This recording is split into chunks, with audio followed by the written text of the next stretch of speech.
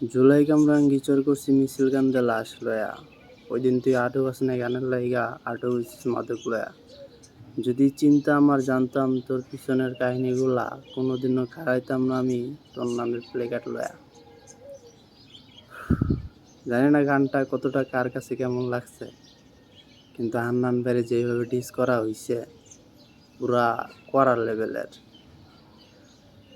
যাই হোক, এটা অন্তত আশা ছিল না হান্নান ভাইয়ের কাছ থেকে। যার যেমন পার্সোনালিটি আছে, মানুষ যেমন, লোকও তেমন, সবাই যে একরকম তা না। কিন্তু হ্যাঁ, জুলাইয়ের পর থেকে হান্নান ভাইয়ের যে জনপ্রিয়তা, পাবলিক ডিমান্ড, এটা ধরে রাখার জন্য হইলেও এত বড় একটা কাহিনী, এটা মানানসই না।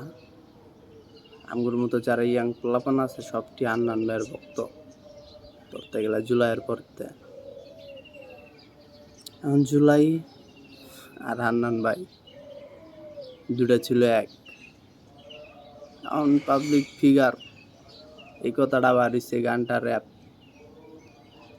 জানি না কার কাছে কেমন, কিন্তু কথার সত্যটা কতটা, এই কথার গভীরতা কতটা, একমাত্র হান্নান ভাই বলতে পারে।